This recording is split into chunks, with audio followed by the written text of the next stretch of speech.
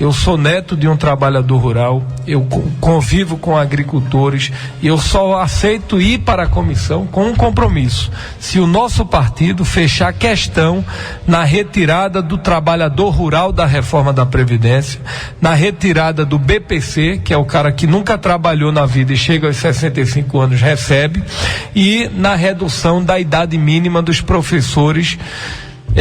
Porque eu sou professor e a gente tem que valorizar o professor.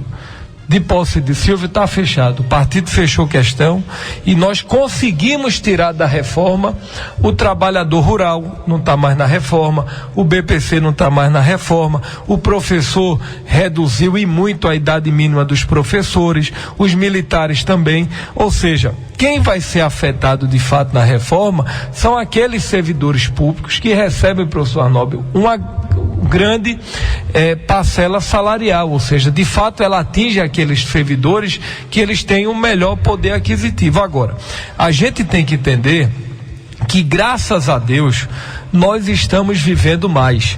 Eu lembro que na época nossa, da década de 70, na época Zé de Bobó de 80, quando o caba chegava aos 55 anos, o cara já era velho. Eu lembro, você tem 55 anos, já está para morrer, morre aos 50. Então, na década de 80, as pessoas morriam com 60 anos de idade, 62. Verdade. Na década de 90, o brasileiro ele morria com 65, 66 anos, era a média da morte nossa. Verdade. Graças a Deus hoje, o brasileiro, Virgínio, está vivendo entre 78 anos e 82 anos. Ou seja, houve um ganho aí de vida de 10 anos. Ou seja, então, se a gente está vivendo mais, a gente precisa trabalhar mais. Ou seja, isso é o que aconteceu no mundo todo e o que está acontecendo no Brasil. Outro problema, eu sou de uma casa que meus pais tiveram 4 filhos. A média do brasileiro na década de 60, 70 e 80 e até 95 eram de 3, 4, 5 filhos por família. Todo ele tinha 4, 5 filhos. Então, esses 4, 5 filhos, por exemplo, a minha geração de hoje, lá em casa somos 4, eu tenho 3 irmãos, hoje somos nós que estamos pagando o salário dos aposentados. Mas o que é que está acontecendo? Hoje em dia as famílias estão tendo 1,5 filhos. O casal que se casa agora, ele tem tido, a média das famílias é 1,5 filhos. Ou seja, é esse 1,5 filhos que está tendo hoje, que daqui a 30, 40 anos, que vai ter que pagar a aposentadoria dos 4. Como é que essa conta fecha? Vou lhe dar um dado. O Brasil gasta com a Previdência, entre gasto e investimentos, 900 bilhões de reais. O déficit da Previdência, o déficit entrada, receita versus despesa, ainda fica um déficit de 310 bilhões de reais. Significa dizer, professor Arnaldo, se a gente pegar o orçamento do Ministério da Saúde, 120 bi, o orçamento do Ministério da Educação, 125 bilhões, todo Bolsa Família, 30 bilhões. Se a gente pegar saúde, educação e Bolsa Família, tudo que o Brasil gasta, mesmo assim dá 275 bilhões, o Brasil gasta mais com déficit da Previdência do que com saúde, educação e Bolsa Família. Então, eu não tenho dúvida que se eu tivesse pensando no voto daqui a 2, 3, 4 anos, eu seria mais cômodo votar contra. Mas não adianta eu fazer política negando, ou seja, eu vou fazer esse cálculo eleitoral. Eu tenho certeza que depois da reforma da Previdência, aqueles que um ou outro critica hoje, que é natural da democracia e eu respeito, eu tenho certeza que daqui a 3 anos, 2 anos, vão dizer, rapaz, naquele momento eu critiquei, mas aquele rapaz estava certo, aquele deputado estava certo, ele votou e hoje o Brasil está em outra direção. Ou seja, o que a gente ia acontecer é que daqui a 3, 4 anos, o aposentado hoje, os nossos avós, hoje as pessoas mais velhas não iam receber, porque o Brasil de fato ia quebrar. Então eu estou convencido que com com todo o estilo do presidente Bolsonaro. A gente tem hoje uma equipe econômica boa, muita gente ainda é da época do presidente Lula, tem muita gente boa, muita gente séria. Eu estou convencido que esse Brasil vai voltar a crescer e a se desenvolver. A gente já percebe, a taxa Selic, a taxa dos bancos era 14%, já diminuiu para 6%, o desemprego estava em 13,5%, já baixou para 12%, é muito pouco ainda, mas eu percebo um ambiente mais animador. Exato. E de mais perspectiva. Então eu acredito que a gente vai voltar a crescer com o avanço da reforma. Ô deputado, eu realmente tenho uma dúvida que se comenta muito, gerou-se inclusive uma polêmica. Quando começou a se discutir essa questão da Previdência, porque um lado diz, tem déficit, outro lado diz, não tem. E no meio dessa discussão, aparece muito a questão das grandes empresas, o perdão que existe para as grandes empresas. Porque frequentemente, perdoou bilhões para lá, bilhões para cá, renúncia disso, renúncia daquilo outro. E outra acusação e discussão que se gira também é que de repente o dinheiro que era para ser apenas para a Seguridade Social começa a se dar isenção e benefício. Na sua opinião, o senhor que agora faz parte lá do processo, essa informação é verídica isso ou simplesmente é fogo de palha de mera discussão, questões de lados? Não, é o claro discurso populista e demagogo que alguns deputados estão fazendo. De fato há um déficit claro, que isso é julgado pelo Ministério da Economia, Portal da Transparência, a imprensa acompanhando isso. Você não viu nenhum jornal responsável do Brasil, nenhuma revista responsável do Brasil dizendo que não existia déficit. Eu não vi uma matéria de algum jornalista responsável dizendo que não há déficit na Previdência. Eu não vi em canto nenhum saindo isso. Pelo contrário, a mídia divulga, o Tribunal de Contas da União divulga que claramente há esse déficit. Segundo, é importante ressaltar que o primeiro a taxar inativos no Brasil foi o presidente Lula. Se você pegar os vídeos na época do presidente Lula, o presidente Lula defendia a reforma da Previdência. Isso é fato. Tanto é que fez, taxou os inativos. A presidenta Dilma defendeu a reforma da Previdência publicamente, tanto é que criou o FUNPRESP, que é o Fundo do Servidor Público. Se você pegar a história, você vê claramente que eles defendiam isso abertamente, ao ponto do presidente Lula virar e dizer, olha, se a reforma não passar, o Brasil vai quebrar. Então, o presidente Lula dizia isso. Então, o que eu acho que a gente precisa mudar e ter coragem para mudar é o discurso falso.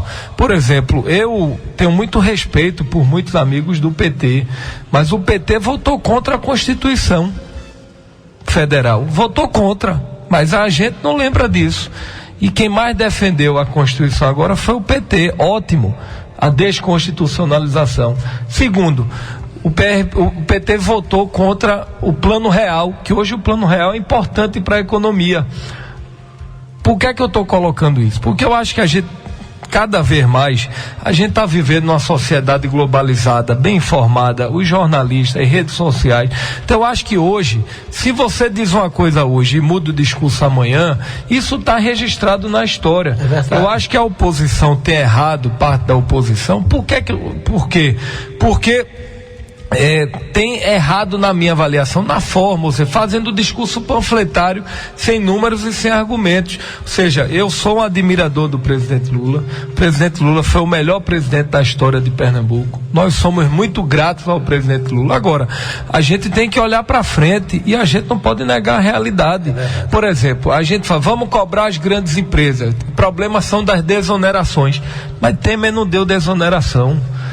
Bolsonaro não deu desoneração. Quem deu desoneração foi a presidenta Dilma. 500 bilhões de reais em desoneração. Aí quer dizer, olha, a gente fez, aí vamos criticar o que a gente fez. Então, são essas coisas que eu acho que não condiz com a verdade. Eu acho que a gente precisa fazer a verdade para mostrar às pessoas a realidade. Vamos taxar as grandes fortunas. Se todos os grupos empresariais do Brasil, que eu acho que deve taxar, que deve cobrar os devedores, há um déficit aí, uma dívida de quase 500 bilhões, 600 bilhões de reais das grandes empresas. Eu acho que o governo federal já há uma MP tramitando que cobra os grandes devedores. Mas quando o cara vai ver quem deve, você vai ver muitos casos que não tem como pagar mais. Por exemplo, a VASP, não sei se alguém lembra, era uma empresa... Mas até... Eu quero voar na Aérea, 50 bilhões de reais. Que a VASP tem como pagar. Não.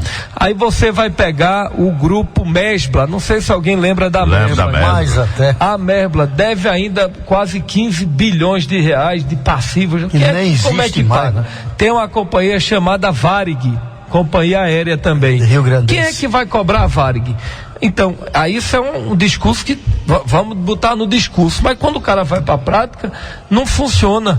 Outro dado, Lamar, que chama a atenção: vamos taxar as grandes infortunas. Ótimo. O cara que tem 20 milhões de reais em conta, vamos taxar, eu concordo. Mas o que é que acontece, não? Vamos taxar em 10%. Aí o cara pega esses 20 milhões. Sabe de uma coisa, eu cansei do Brasil, pego os 20 milhões e manda para Portugal, manda para o Chile, manda para os Estados Unidos. O que é que adianta?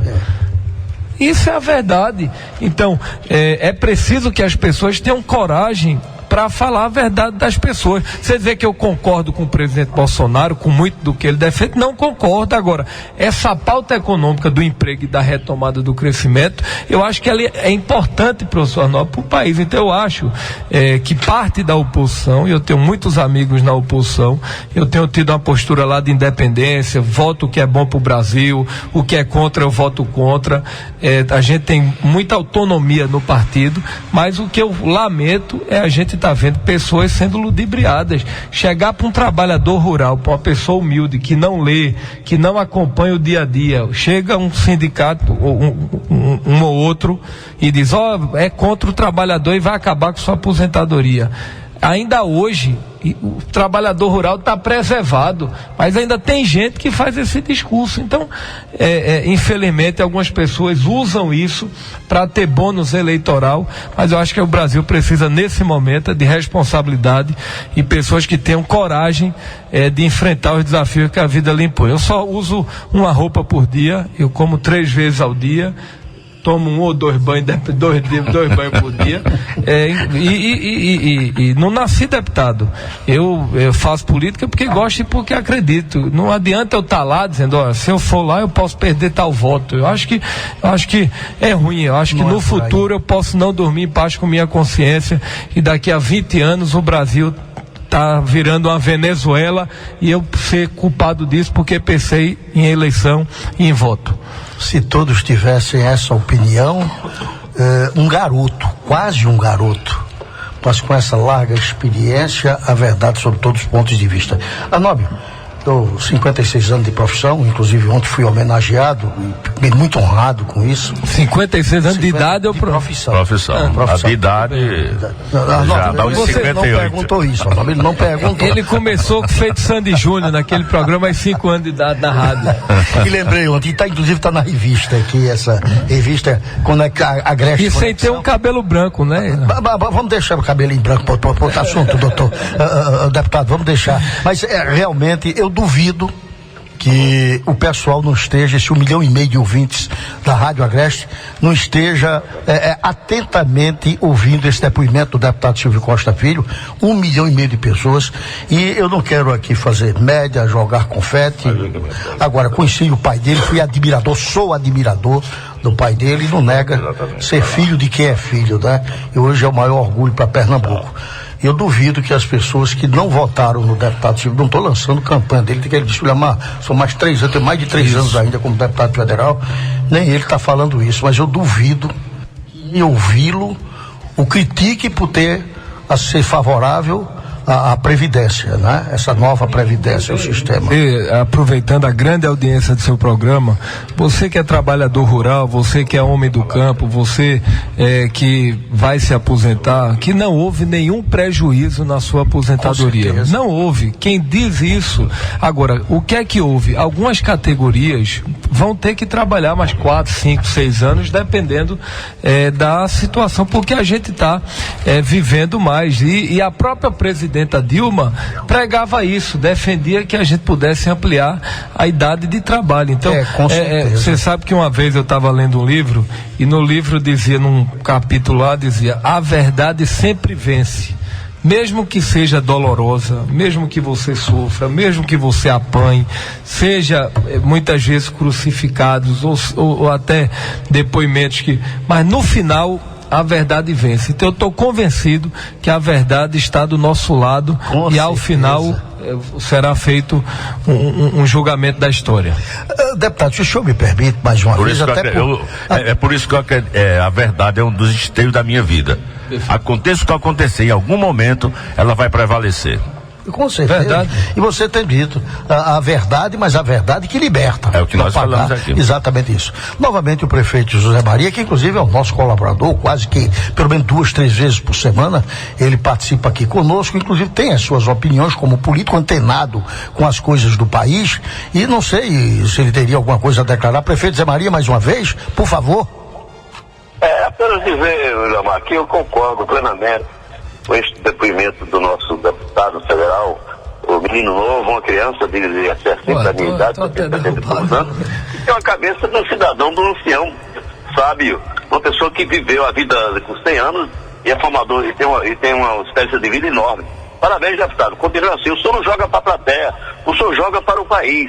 Para o bem-estar. Obrigado, lhe agradeço. O que é que acontece com maridos políticos? Eu também sou assim como o senhor, e as pessoas que me conhecem aqui comigo sabem que eu não jogo para a próxima eleição, eu jogo para o bem-estar da minha cidade. Eu faço questão nova feito o senhor, um menino daqui de Pernambuco. Infelizmente a nossa tendência aqui é sempre a esquerda. E o seu discurso é um discurso correto, um discurso certo, e o senhor, do jeito que o senhor está falando, o senhor não será apenas um político, o senhor vai ser um estadista. É para o que eu estou dizendo. Continue assim, com essa firmeza, com esse comportamento ético que o senhor está tendo, e com esse discurso claro, e às vezes as pessoas, quando falam a verdade dói. E quando as pessoas começam querendo agradar, jogar para a plateia, pagam um preço alto, como nós já vimos pagando com vários governos demagógicos, populistas, e jogando para a plateia. O senhor joga para o país, o senhor joga para o bem-estar, inclusive dos seus filhos e os filhos dos seus filhos. Parabéns, deputado. Nada tenho, nós somos divergentes, mas nesse momento nós somos muito mais convergentes do que divergentes. Concordo com o senhor, apoio e tiro o chapéu para o senhor. E o senhor continua assim com esse comportamento. Oxalá tivesse deputado da sua estirpe, assim, durante esses 500 que nós temos, com certeza esse país seria muito melhor. Mas o senhor continue. Parabéns, deputado. Prefeito, senhor. Deus lhe abençoe. Prefeito, eu lhe agradeço ao senhor a confiança, o carinho, a atenção. Lhe agradeço demais esse depoimento. O senhor não sabe como eu fico feliz de poder receber um depoimento como esse. Isso só nos encoraja ainda mais a enfrentar os desafios que a vida nos impõe. Eu acho que o Brasil nesse momento precisa de pessoas sérias, responsáveis. Esqueça o perfil Bolsonaro, que a gente sabe que às vezes tem errado na forma, no estilo. Agora o homem o homem é o estilo. Eu acho que eu tive a oportunidade de estar 6, 7 vezes com o presidente Bolsonaro. O estilo é muito parecido com o do presidente Lula. Eu vinha comentando isso no carro. É muito parecido. Agora, cada um tem visões de mundo diferentes. Eu acho que a hora agora é de ajudar e de unidade que o Brasil precisa. Então, vamos trabalhar para poder tirar esse Brasil da crise. 12 milhões de desempregados, e a gente precisa do jovem, porque o cabo que tem dinheiro, que está em São Paulo, o cara que tem dinheiro, pega o filho e manda para o exterior. O cara que nasceu em berço de ouro, ele pega o dinheiro dele e vai investir fora do Brasil. A gente quer um negócio desse, a gente tem que pensar nos filhos e netos da gente, Zé. Você daqui a pouco é avô, vai demorar um pouco, daqui a pouco é avô. A gente tem que pensar nos netos e nos filhos da gente, nessa garotada que hoje está indo para as drogas. A gente precisa dar oportunidade ao jovem. O jovem quer pouca coisa, o jovem quer se qualificar, o jovem quer um emprego, quer construir sua família, quer poder começar a ter uma moto, ter seu carrinho, ter sua casa própria. É isso que a gente trabalhar. A gente vai ficar nesse discurso raivoso, de ódio, e deixar, infelizmente, os problemas se aumentarem, Então, eu acho que a gente precisa, nesse momento, de ajudar e olhar para frente. sabe as palavras e inclusive agradeço aí ao prefeito. Você vê a decência, né, a postura de um prefeito, mesmo não ter apoiado o senhor, porque ele tinha seus compromissos, como alguns vereadores aqui, mas nem por isso ele deixa de aplaudir, tirar o chapéu. Eu acho isso louvável, decência do nosso prefeito, né, do nosso município, que nós temos por ele um profundo orgulho, viu, deputado? Isso é muito honroso para todos nós. Deputado, eu sei que nós estamos já explorando um pouco, sendo que eu tenho muitos outros locais que gostariam de estar com o senhor também. Tem tanta pergunta e não chega aqui. Essa eu achei interessante, se o senhor me permite. A pergunta é sobre da lei 13.855/19, de autoria do deputado Daniel Coelho, que quer extinguir o transporte alternativo no Brasil. Classe do transporte alternativo em todo o Brasil está aflita e com medo de perder o seu meio de vida. O porquê do estado de Pernambuco ser o único estado do Nordeste a não legalizar o transporte alternativo? Quem mandou isso foi o Ari de Lagoa dos Gatos, que é motorista de transporte alternativo. Ele fala em nome de toda a classe, por favor. Olha, primeiro eu sou um defensor do transporte alternativo. Eu acho que qualquer lei que chegar que prejudique o transporte alternativo, eu serei contra, sendo de Daniel, sendo de qualquer outro parlamentar. Eu acho que o transporte alternativo é um instrumento importante. A gente sabe que muitas vezes ele dá um suporte muito importante para a população, sobretudo na área da saúde. A gente sabe que muitas vezes o transporte alternativo serve para levar pacientes, pessoas que infelizmente não dispõem de ter um carro, de ter até uma moto, de poder ter um amigo que lhe dê uma carona para poder ir a um posto de saúde ou ir resolver alguma questão particular. Nesse processo nós votaremos contra. A gente vai até fazer um debate sobre os transportes alternativos no Brasil, mas tenha certeza que todos aqueles que fazem transporte alternativo de Pernambuco e da região podem contar com o nosso restrito apoio, porque eu entendo que desde que a gente tenha um transporte alternativo regularizado, transporte alternativo legal, um transporte alternativo responsável, a gente precisa naturalmente legalizar de forma organizada, mas preservando o direito de todo mundo poder ter o seu transporte alternativo. Aí feita a resposta, né?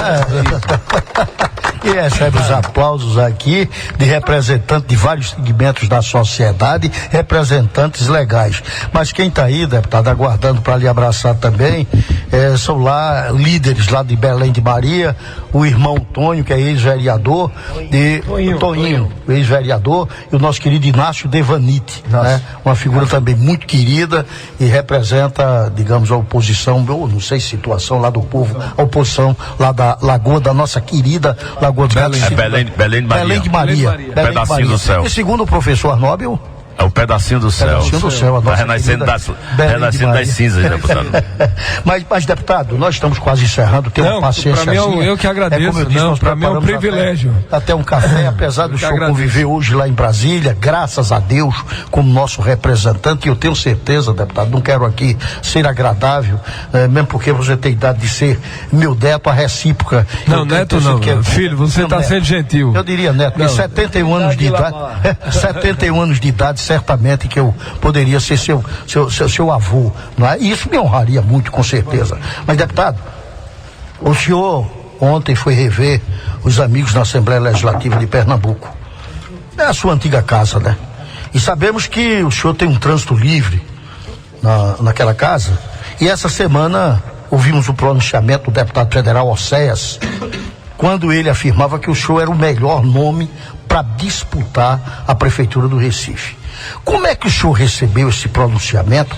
Existe esse debate dos bastidores e eu já lhe antecipo exatamente por conta das perguntas, deputado.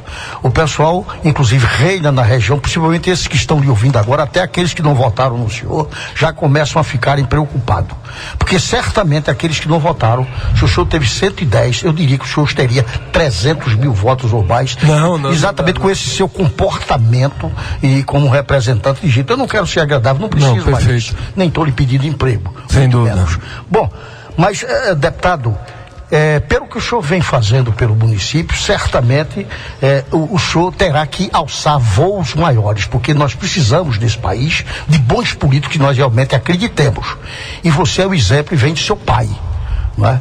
um dos maiores políticos mais sérios que esse país já viu, sem nenhum favor. Deputado, a preocupação do pessoal é que nós vamos perder o nosso deputado federal para a prefeitura do Recife. E como é que o senhor viu esse pronunciamento? Olha, primeiro eu quero agradecer, Ilamar, publicamente as manifestações de apoio que a gente vem recebendo lá no Recife para disputar a eleição.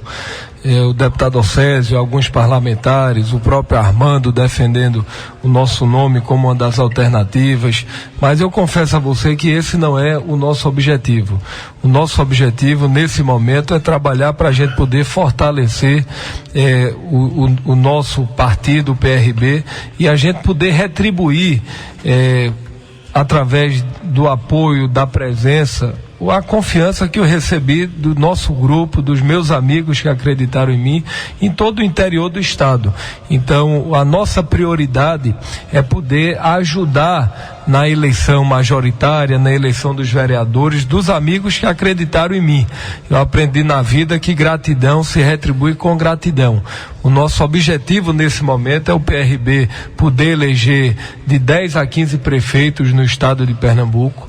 Nosso objetivo é o PRB eleger mais de 150 a 200 vereadores no nosso estado, e todo esforço nosso até do mês de abril, que é o último dia de filiação, será para a gente poder fortalecer o PRB, e a gente possivelmente deve estar lançando de 15 a 20, 25 candidaturas do partido. Aqui na região, a gente já tem aí a possibilidade do candidato do PRB em Lagoa dos Gatos, do candidato do PRB aqui em Cupira, do candidato do PRB em Panelas, do candidato do PRB em Agrestina, do candidato do PRB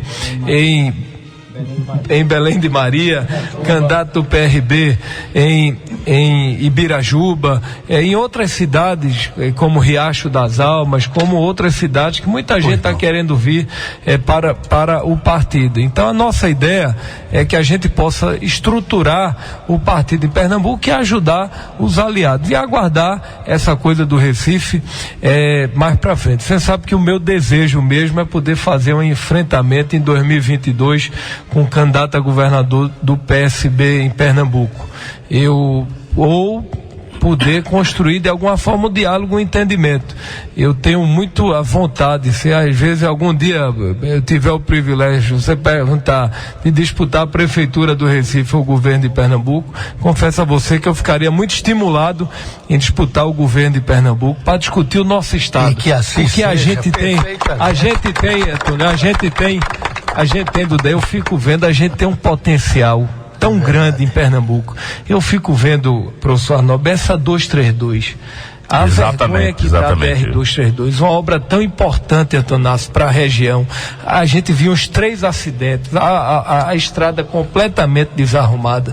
A gente tem uma obra importante que é a duplicação da BR-423, de São Caetano até Garanhuns. A gente tem um potencial nessa região tão grande na área cultural. A gente tem um potencial aqui na região, na área de roupa, de tecido, da costura. A gente poderia trazer turismo, né? Turismo potencial. Eu fico vendo, você sabe que às vezes você pega uma empresa que gera 2.000 empregos de call center. Call center, as meninas, os homens que atendem o telefone lá, tá. O que é que acontece hoje nos Estados Unidos? Você tem uma empresa, o cara tem a Google nos Estados, a Nike nos Estados Unidos, por exemplo. Aí você tem uma Nike nos Estados Unidos e o pessoal que faz o atendimento da Nike, ele hoje trabalha no México. Ou seja, a Nike dos Estados Unidos, a população liga para o cara que está no México e o cara que está no México atende como se estivesse nos Estados Unidos. Por que eu estou colocando isso? Porque eu vejo o governo dar tanto apoio, dar tanto incentivo. Imagine se a gente pega, Arnaldo, aqui uma empresa de call center, traz aqui para a região uma empresa que gere 1.500, 2.000 empregos para o jovem, para a população, uma coisa simples. Porque eu estou em Recife, eu ligo para falar de um sapato, uma dúvida, por exemplo.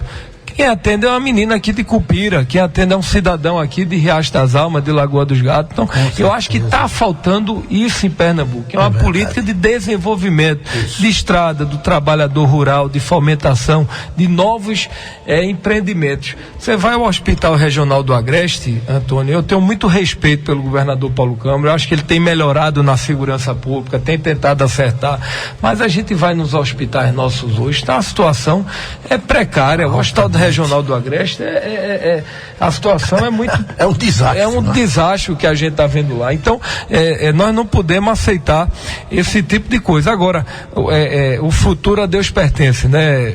Eu tenho trabalhado, o meu foco hoje é se dedicar ao mandato de federal, é a gente poder ajudar os municípios e vamos trabalhar para construir um Pernambuco melhor. Ô deputado, que é uma pergunta inevitável. O senhor levantou duas questões aqui que é essencial. Primeiro é a coerência. Que a gente tem um déficit muito grande na área política de questão de coerência.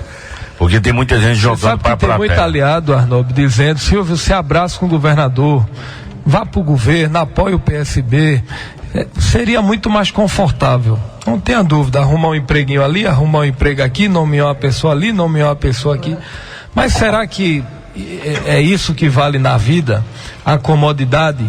Então, eu digo isso publicamente. Tem muita gente, Silvio, tal, eu quero preservar uma eleição, um respeito, o governador contará comigo.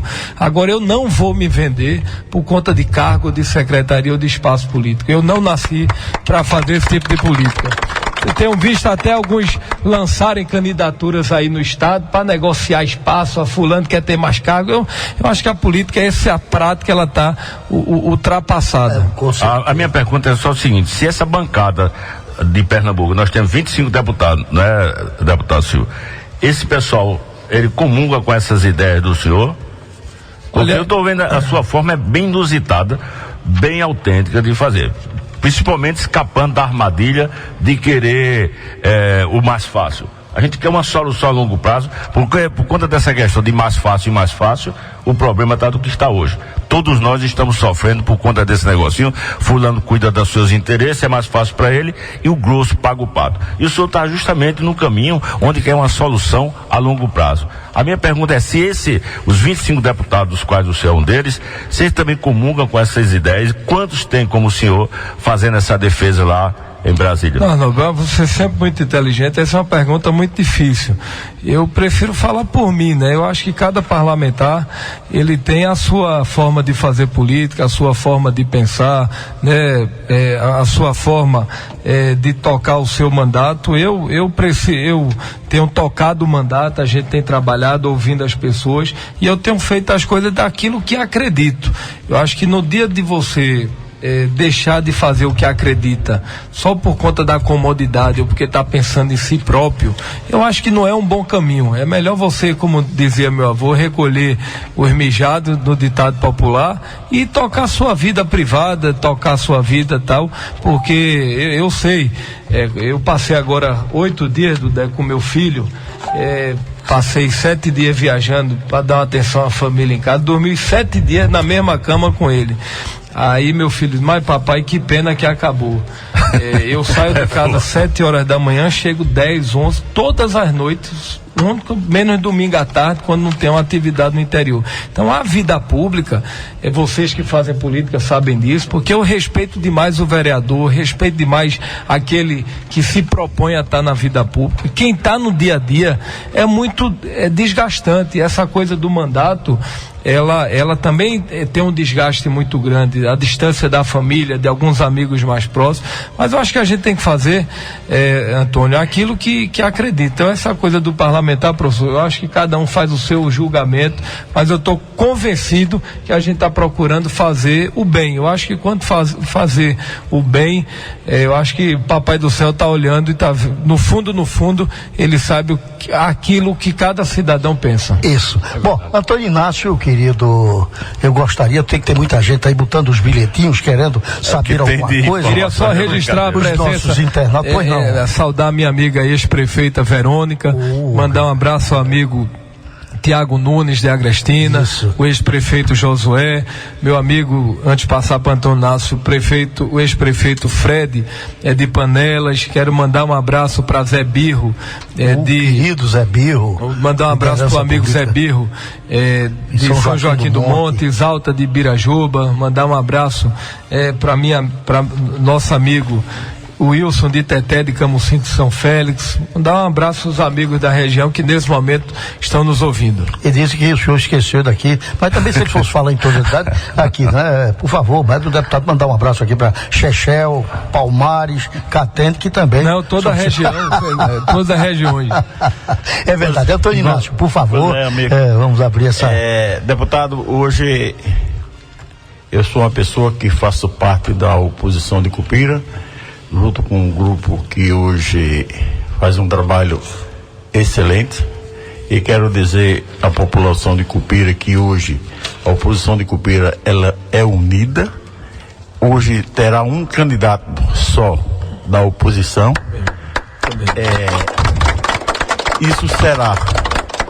Isso será escolhido pelo povo e pelo grupo. Aquele que o povo achar por bem de ser o representante do povo de Cupira, vai ser sim. Vai ter um candidato, pode ficar tranquilo que a oposição de Cupira tem candidato. Então, hoje a gente tem um grupo de amigos, que aqui tem algum deles que faz parte do processo político, mas eu sempre vou estar à disposição também ao povo de Cupira, para que venha representar também ao povo de Cupira, junto com nossos amigos aqui, que estão presentes aqui, e aqueles que não estão presentes. Então, deputado, eu gostaria de fazer uma pergunta a você, se você tem conhecimento. Hoje nós temos um problema muito sério, que é a região de Belém de Maria, Palmares, Barreiros e outra cidade que vai por aí afora. Hoje, com relação à barragem de Xande de Panelas, hoje se fala muito que essa barragem, a responsabilidade é do governo do estado. Fala-se que é do governo federal. Então, eu gostaria de saber, e o povo da nossa região e de Cupira e de todo esse setor que é prejudicado, de quem é essa responsabilidade e como ela pode ser resolvida. E se tem já tem alguma iniciativa de começar a construção dessa barragem para poder a gente não ter muitos problemas, porque já que eu não faço parte dessa região que é atingida, mas eu sinto, porque eu sou humano, eu tenho, é um povo que está sofrendo. A gente vê em Recife mesmo, quantas famílias não estão ali desobrigadas e passando por situações difíceis, como passou agora Barreiros. Então, hoje, com a nossa barragem aqui, de Xande de Panelas, que faz parte do município, é uma solução? É sim. Então, me diga a responsabilidade, se o governo federal ou estadual, diga para o povo de Cupira como é que fica essa situação. Antônio, primeiro eu quero agradecer a você a confiança que desde o primeiro momento acreditou em mim, no nosso trabalho. Tenho a certeza que a nossa relação hoje não é mais uma relação institucional de deputado, candidato a prefeito e de liderança política. Hoje nós construímos verdadeiramente uma relação de amizade, e você sabe o carinho que eu lhe tenho. Essa coisa da política, às vezes você gostaria de conviver mais com as pessoas no dia a dia, mas termina a correria da vida, né, Virgínio? Lhe afastando um pouco, mas você sabe o carinho e a admiração que lhe tenho. Segundo, louvar esse gesto, esse desprendimento seu, de Ailton, de todo o nosso grupo aqui no município, de sonhar com a unidade das oposições aqui no município. Eu sou da tese que a união faz a força, e a gente tem muita chance de poder se fortalecer a cada dia, e eu acho que a gente tem que construir e fortalecer o nosso time. Se um é camisa 9, um é camisa 3, um fica na camisa 1, um vai para a camisa 10, um vai bater o pênalti, um faz o gol. Eu acho que a gente tem que discutir na hora certa, mas eu acho que esse desprendimento a gente precisa louvar e parabenizar. Segundo, fazer um registro público, que foi você e o nosso grupo que nos solicitou desde o primeiro momento uma ambulância para o município. Se fosse outro, poderia dizer, não mande não, porque isso vai para a prefeitura. Mas eles tiveram desprendimentos, olha, antes de disputa política, o que está em jogo é a população. Então, se a gente pode ter uma ambulância para atender a população, vamos atender a população. Então, eu quero comunicar que esse gesto, esse pedido que vocês fizeram, graças a Deus a gente conseguiu resolver, tem o trâmite burocrático, mas essa ambulância, a nossa expectativa é que agora no segundo semestre, ela vai estar chegando aqui para o município para atender bem a população. Terceiro, em relação às barragens, eu defendi isso publicamente, vinha defendendo isso na Assembleia Legislativa, e ontem eu estive com o presidente Heriberto Medeiros, conversando com alguns parlamentares, que a gente precisa fazer algumas audiências públicas para discutir algumas obras importantes de Pernambuco, a transposição Transnordestina, BR-232, os hospitais que tem muita UPA e UPAE pronta, que infelizmente não foi inaugurada ainda, a exemplo da UPAE de Goiânia, da UPAE de Carpina. Você tem lá o esqueleto pronto, mas não está atendendo a população. E dentre essas audiências estavam as barragens. Por quê? Porque existe culpa do Estado e existe responsabilidade da União. Tanto a União quanto o governo do Estado têm responsabilidade com a paralisação, porque nós temos Panelas, Lagoa dos Gatos 1, Lagoa dos Gatos 2, e que a gente precisa avançar nessa discussão das barragens. Então, o que é que eu sugeri?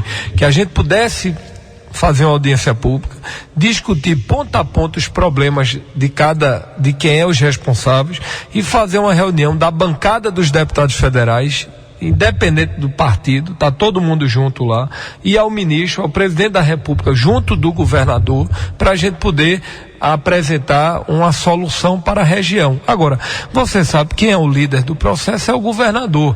O governador tem que ter a caneta, é o governador que licita. A gente pode ajudar, pode dar um depoimento, pode cobrar, pode dar uma palavra.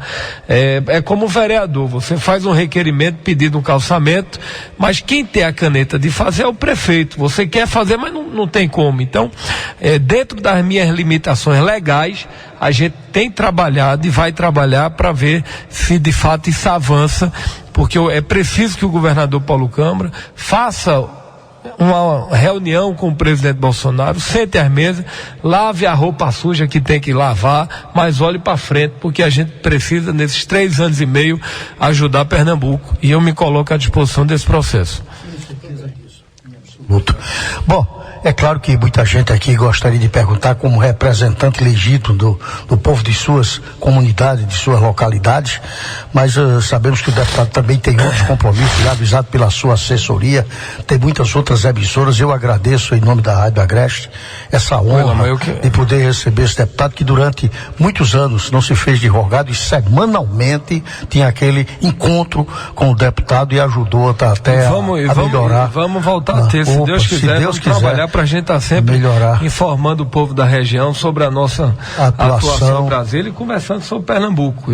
Sempre que puder estar presente, estou à disposição para a gente poder, professor Arnaldo, estar sempre conversando, até porque sempre que posso eu procuro ouvi-los aí, é sempre bom fazer a avaliação do que vocês pensam em relação à região e a Pernambuco. E sabemos que depois desse bate-papo, eu não chamaria nem de entrevista, me permita, esse bate-papo, como o senhor sempre gostou. Eu me sinto tão à vontade aqui que eu termino até esquecendo outros compromissos.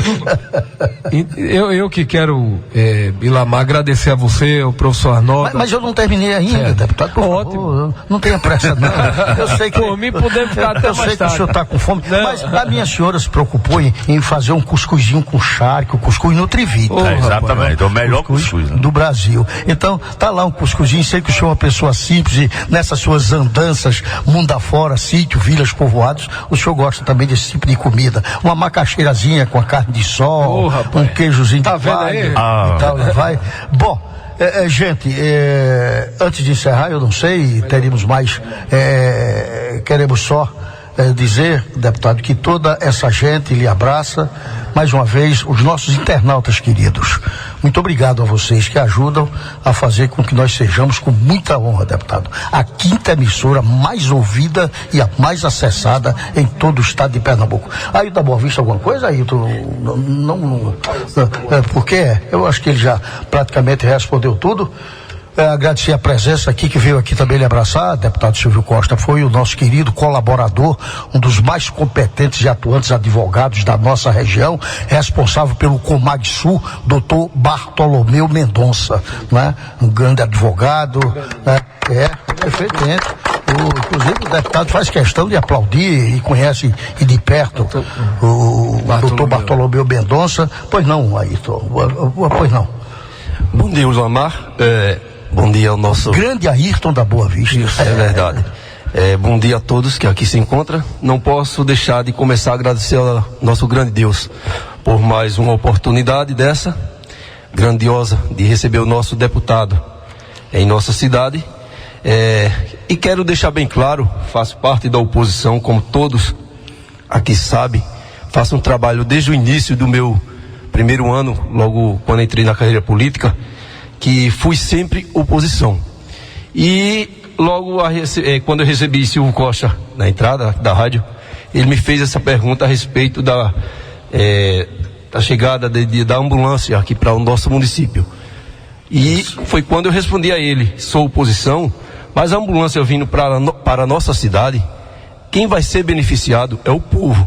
O prefeito não vai ficar com a ambulância na garagem, até porque ele sabe que com mais ambulância no hospital, a demanda vai ser melhor para atender a nossa população. Com certeza. Sou oposição, mas faço a oposição com coerência e com respeito. E o prefeito atual sabe disso. É verdade. Quero deixar bem claro a toda a população que a nossa equipe, a nossa turma da oposição, Nenê da Batata, Bena Júnior, Antônio Inácio, Júnior Inácio e Ailton da Boa Vista e alguns outros candidatos, nós estamos unidos. Não se engane, ninguém fique batendo martelo e tomando uma iniciativa e falando coisas que não sabe. A oposição em Cupira está unida e vamos junto para vencer. Pode ter certeza que 2020 a oposição vem forte e firme.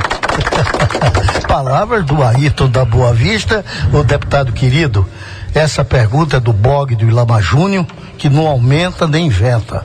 Razão porque mais de 3 milhões de acessos é a credibilidade dele. A pergunta dele seria o seguinte: fãs, como todos nós sempre fomos, principalmente a Rádio Agreste, do qual ele é diretor de Fato, Justo e Direito, o seu pai. A pergunta do blog do Ilama Júnior, para a gente encerrar esse nosso bate-papo, é como é que ele está, o seu pai, o ex-deputado Silvio Costa. Nós sabemos que seu pai respira política 24 horas. O que é que ele está achando da sua atuação lá na Câmara Alta em Brasília, já que seu pai era um crítico ferrenho também do próprio presidente Bolsonaro? Olha, primeiro ele está muito feliz que, de certa forma, vem pouco mais de 5, 6 meses a gente ter o privilégio de ter sido escolhido aí entre os 50 deputados mais atuantes do Brasil, envolvendo senadores. É muito ruim você falar de si próprio para não ter nenhum tipo de narcisismo. Mas ele está muito feliz porque não é brincadeira se você, numa casa de 513 parlamentares, com ex-governador, ex-prefeito e tal, ali de fato não é uma casa fácil. Ele está feliz com a nossa atuação. Segundo, ele sempre teve muita coragem de fazer política e eu me sinto muito confortável porque ele: Silvio, se eu tivesse lá, eu estaria fazendo a mesma coisa. Eu votaria da forma que você está votando, com coerência, com responsabilidade. Porque nesse momento as pessoas precisam ter a clareza, a responsabilidade de fazer o que acredita. Tá bem, parou de fumar, a gente tem sempre conversado um pouco aí sobre política, mas sobre ele tem cenário. Também puxar das orelhas? Não, pelo contrário, a gente se respeita muito, ele tem estimulado o nosso trabalho, sempre que a gente pode, a gente troca umas ideias, Agora, naturalmente ele discorda de muita coisa do presidente Bolsonaro, como eu também discordo, mas ele está convencido que a pauta econômica que foi apresentada, e essa pauta econômica é uma pauta que muito parecida com a pauta do presidente Lula e muito parecida com a pauta do presidente do ex-presidente também Fernando Henrique, ou seja, há uma pauta econômica que de certa forma não tem muita fórmula mágica, mas você tem que tirar do papel. Agora, tem coisa que nós não podemos discordar. Quando você vai se aprofundar nos números, por exemplo, o Brasil, eu estava lendo, gastou quase 500 milhões de reais, nós chegamos a gastar quase 100 bilhões de reais com dinheiro para Cuba, para Venezuela, para o Panamá. E isso também não é justo. Não é justo o Brasil tirar com a 232 aqui do jeito que está, as pessoas sem ter dinheiro para ter uma estrada vicinal, as estradas tudo esburacadas, a gente tirar dinheiro dessas estradas para botar no Panamá, para botar na Venezuela, para botar em Cuba. Isso você não pode concordar. Com certeza. Não é verdade? Você não pode concordar. Então, mais aquele cara que é mais da esquerda defende porque é importante que a Venezuela e essa obra vai ajudar. Então, é compreensão de mundo. Eu acho que nesse momento a gente está vendo aí que a gente precisa pensar o Brasil mesmo. Eu acho que esse é o desafio que precisa nos unir. Eu estou vendo que ele está muito firme. Ele teve a oportunidade de estar também com o ministro Paulo Guedes. O ministro Paulo Guedes o ouviu sobre a sua avaliação. Ele lá atrás votou no FUNPRESP, na reforma da Previdência. Ele foi o relator do FUNPRESP a pedido da presidenta Dilma. Ele disse, rapaz, quer dizer, porque Dilma deixou o governo e o PT perdeu, eu vou mudar meu discurso? Então, eu acho que ele está vendo que a coerência está sendo mantida. Eu acho que esse... por aí, mas ele está bem, tá animado. Qualquer dia eu vou trazê-lo aqui quando ele vier com a gente. Faça isso, por favor. Deputado, encerrando, o nosso muito obrigado é muito pouco. Ofereceu o senhor um cuscuz com carne de sol, com um charquezinho, como a gente trata o jabá, isso é muito pouco para o que Pernambuco deve ao senhor. Um orgulho para todos nós. Eu digo isso sem nenhum favor, em meu nome, do professor Anóbio, do Ilabá Júnior, a minha esposa é de Janeide, que hoje é a cabeça dessa rádio, é quem realmente praticamente resolve tudo. Eu quero dizer ao senhor, deputado, sinceramente, né? Claro que, como o senhor disse, nós vamos continuar, o pessoal, de fato, sente muita falta desse contato do senhor, do deputado Clodoaldo, seu amigo. Meu amigo. Tenho um respeito, um carinho muito grande, que já está voltando a ter esse diálogo semanal aqui conosco. E que tem feito um bom trabalho, com certeza. Eu diria o senhor, para encerrar, o senhor tem mais pelo menos aí alguns minutos para suas considerações finais, dizendo, Pernambuco, por enquanto, muito obrigado. Continue na Câmara Alta lá em Brasília, porque 2022 Pernambuco precisa do senhor como governador. Muito obrigado, bom dia para o senhor, fique à vontade. Olha, primeiro eu quero agradecer,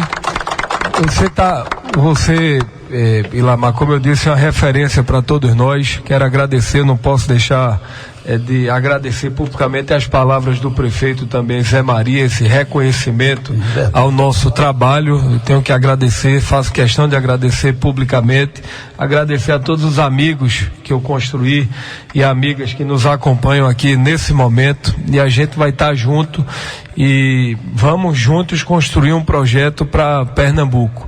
Eu tenho certeza que só você não chega a lugar nenhum. E se você tiver um grupo de amigos, de pessoas sérias, de pessoas comprometidas, eu não tenho dúvida que a gente vai construir as coisas com serenidade, com verdade, com respeito às pessoas e olhando sempre, professor Arnóbio, para o melhor para Pernambuco. Eu fui vereador em 21 anos, 3 vezes deputado estadual, fui líder da oposição, 4 anos, conheço Pernambuco, gosto de estudar nosso estado, procuro estudar muito sobre a economia de Pernambuco. Quando eu vejo uma região, não sei se alguém conhece aquela de Floresta, que você tem um grande potencial na piscicultura. A gente vai para Mata Norte e vê o potencial que a gente tem no polo ceramista, que hoje está deteriorado. A gente vai para o Araripe, a gente vê o grande potencial que a gente tem na cadeia gesseira. A gente vai para Petrolina, para São Francisco, a gente tem a fruticultura, tem o turismo, como você tão bem disse. Então eu vejo que a gente, Pernambuco, tem muita potencialidade. Agora, está todo mundo aí ainda vivendo, não é brincadeira, a gente está em pleno lulismo ainda, o lulismo é muito forte, o eduardismo, a memória ainda é muito forte, mas o tempo é o senhor da razão. Eu já vi esse filme antes, Jarbas Vasconcelos, fortíssimo governador de Pernambuco, Ninguém queria estar do lado de Eduardo Campos. Depois ninguém queria estar do lado de Jabes e queria estar do lado de Eduardo Campos. Ninguém queria estar com o Dr. Roberto Magalhães e depois quis estar do lado de Roberto Magalhães. Eu acho que o processo político é muito dinâmico. E o bom da vida e da política é que isso roda. E eu tenho certeza que já Pernambuco vai dar um movimento em outra direção, entendeu? E posso até também torço que o governo dê certo. Se daqui a 4 anos o governo de Paulo Câmara estiver bem, a gente perceber que o governo deu certo, a gente vai aplaudir e vai reconhecer.